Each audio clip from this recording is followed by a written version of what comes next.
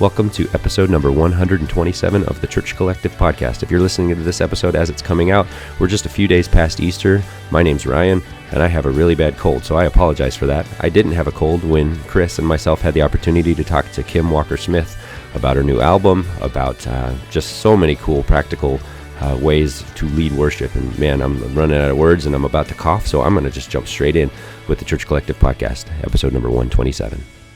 The biggest thing for me has just been with this record really stepping out into something completely new, not just with it being a studio record, but also just feels like the most vulnerable songwriting I've ever done in my life, and really kind of exposing of the journey and that I've been on with the Lord for the last few years. It's been 4 years since my last solo record was released. And so with this, it's just been kind of a journey of walking through and wrestling through some things with the Lord, and kind of coming out on the other side and about to release this record. It feels like a celebration and a breakthrough, like, oh, I made it to the other side, you know?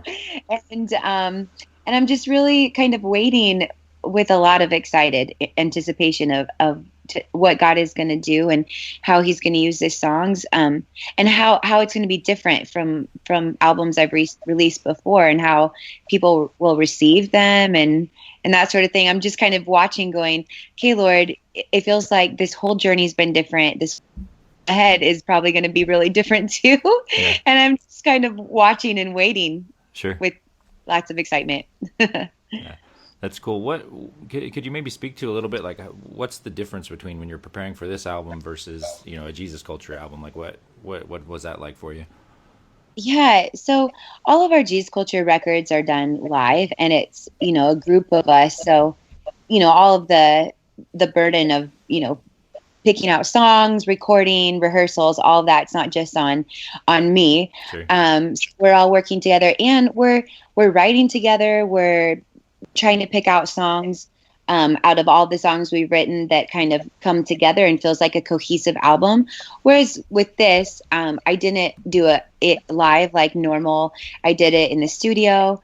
And then I was I'm the only person being a solo record. And so I was totally, in my own freedom, could just pick out of all these songs I've written, these are the ones that should be on the record, and what we should do and how we should do it. And it's a completely different experience recording in the studio, I have discovered, than live, because we've only ever done live, and all of my other solo albums were live. And so going into the studio was completely different. Who's playing on the album with you? Let's see.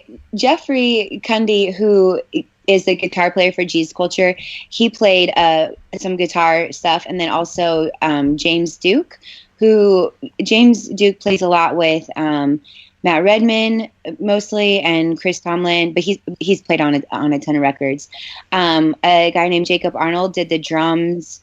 A guy named Trey Gunn did all the keys, and he is someone who's done keys on a lot of our records. And then Jonathan Berlin, who he has a band called the Sun Bears, and I couldn't even tell you. I think it's like electronic music or something, but he plays bass, and he plays some guitar as well. And it's all like pretty simple arrangements. There's not a ton of instruments on there, but those were the main guys doing all the instrument stuff. So cool. Who was producing it? Jeremy Edwardson produced the record, and he's actually the one who's produced all of our records. He produced all the Jesus Culture records. He's produced all my solo records.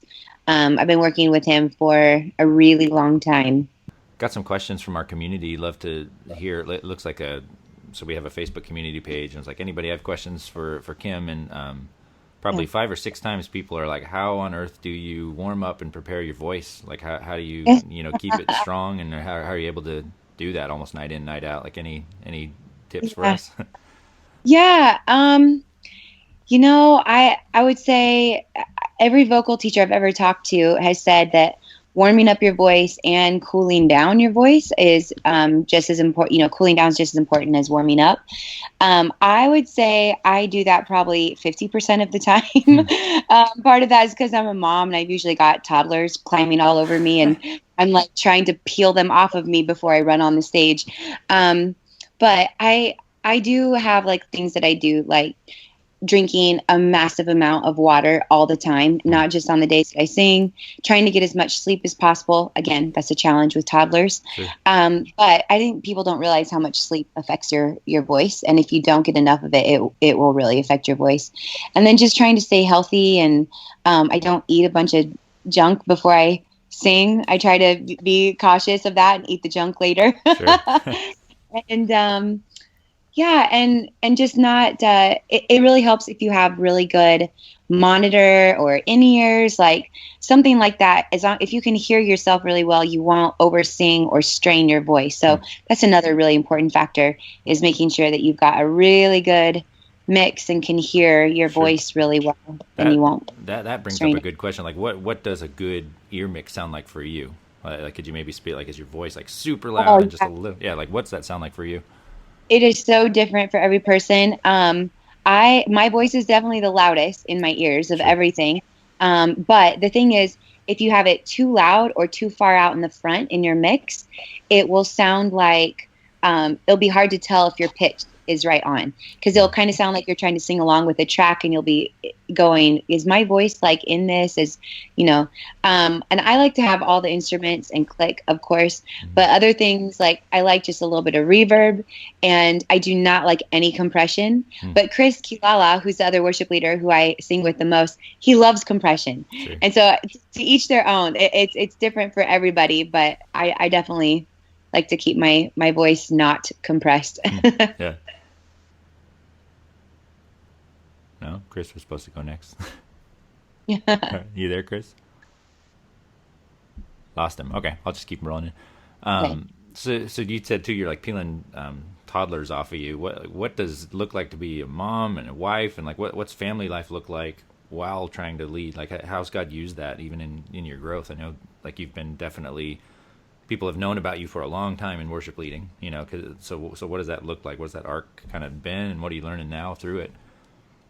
Through you broke up for just a minute. Through being a mother. Yeah, being a mother and a wife, and like, everybody's known you for a long time. Back with Jesus Culture was just getting going. Like, what has that arc kind of been like for you? What's God taught you through all that? Yeah, I think most people, when they become parents, one of the first things that they say is that they really learn a new understanding of the love of God when they have children of their own. Sure. And that is really true. I feel like your children, you get married and your spouse kind of becomes a mirror and reflects back to you some of the realities of who you are. Sure. You go, oh, wow, I didn't know I acted like that, or wow, I didn't know I was that selfish. And then children take it to a whole new level. Children are like another level of mirror, reflecting back to you your own things and your own issues, especially when they turn into toddlers that will mimic you and mimic the things that you say, and you're like, where did you learn that? And you realize, oh, that was me. I did that. I let that slip, or whatever it is. Yeah. And it's been pretty amazing, just the different things that I process through with my boys, and then the Lord later on going, Kim, this is something I've been trying to, teach you about how I feel about you. And it's really changed my relationship with the Lord and how I connect with the Lord. I don't have the time that I did before. So I've had to learn how to really like jump in and connect with Jesus in shorter spurts of time, and recognize like he's not limited to time like I am, and he can still meet me right where I'm at. And I would say my understanding of him as a father has just really grown a lot, and it's definitely affected my worship, and it's affected how I lead people as well. Sure. My love and my compassion for people has certainly grown through all this process. That's really cool. How would you say you balance tour life with being on staff at a church, a home church, and just having a family at home? Yeah, we work really hard to make home priority. We kind of set limits at how long we can be gone or on the road, and we try not to make it too much at any time.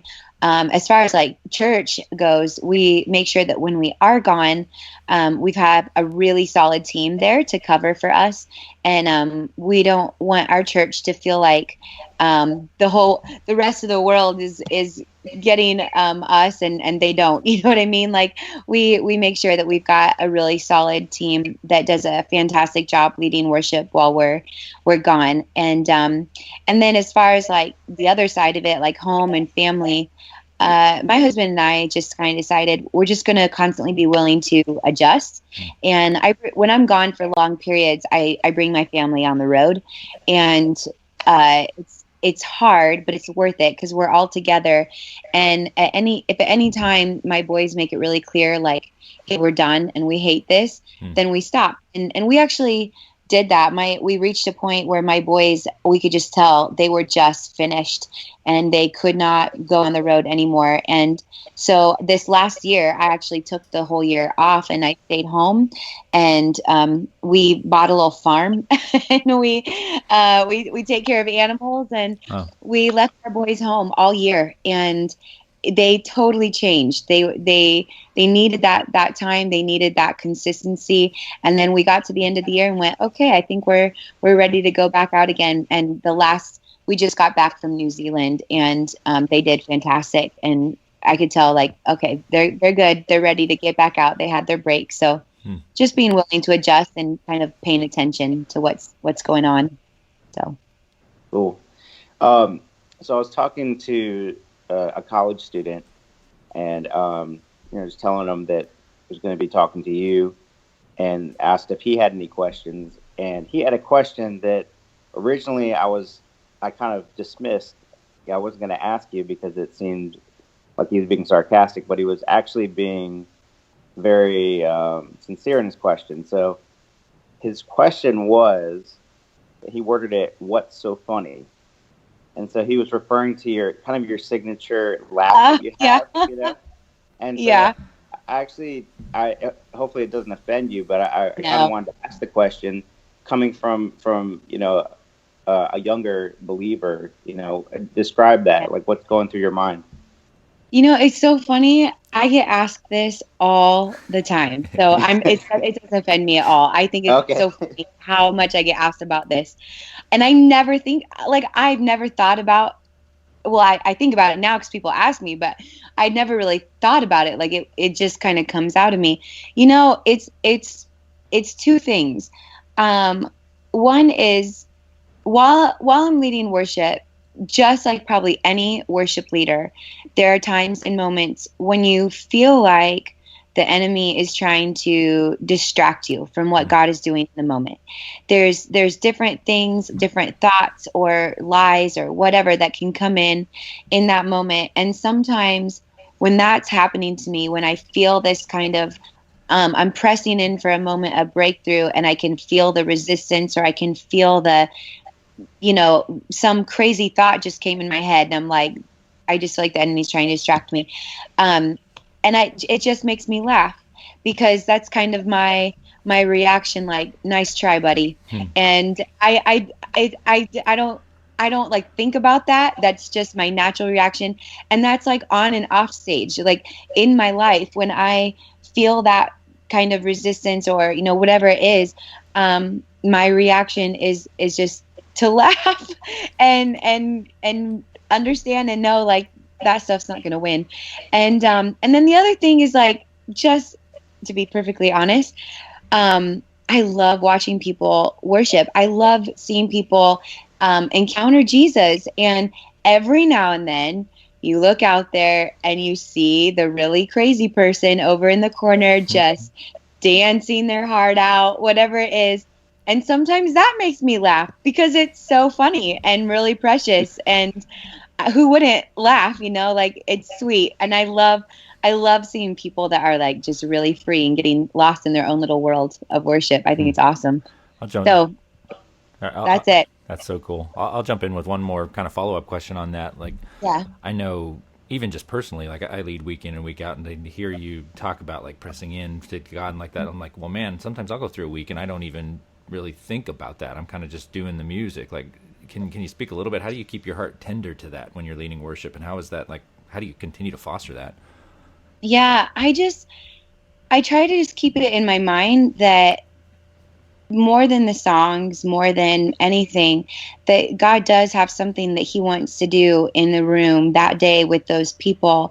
And I think that, for some people in there, this could be like their final straw, the fleece they're putting before the Lord. I am at my desperate moment. I really need an encounter with Jesus today.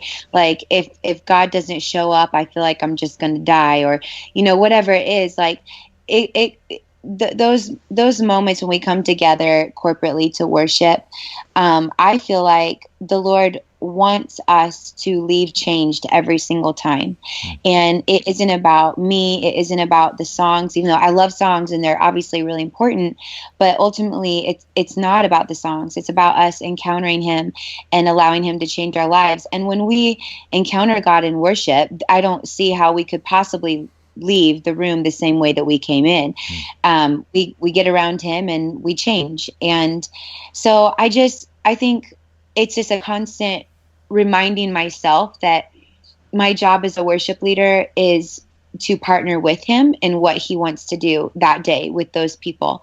And it can be hard when you have like for us, we have 3 services in the morning and we're doing the same set list over and over and over. And it can get really like, oh my gosh, I got to sing this song again. Yeah. But again, if I have, it's a little bit of a mental battle, you have to just really remind yourself that God can do whatever he wants, and he's going to do something different probably each service, because this is a different group of people. And my job is not just to sing through the songs, but to partner with him in whatever it is that he wants to accomplish in the room, and trying to be really sensitive to that. And that just comes from, honestly, just years of really trying to discipline my mind to be that way. And practicing that and working really hard at it, because it certainly is not easy at all. That's it for this week's episode. As you heard us mention in this episode, we have a Facebook community page. If you look up the Church Collective community, you can hop in there. And whenever we do these interviews, I always do my best to hop in there and see if you guys have questions for the artists and the people that we get to interview on the podcast. And a lot of times we'll even get people from the community to come in and talk through what they're going through at their church. So if you're not plugged into that community, that really is a great place to just be a part of the lifeblood of the Church Collective and get support from other people and connect with others and see what they're doing in their churches. So be sure to take the time and join us over there. That's it for this week. We'll see you next week.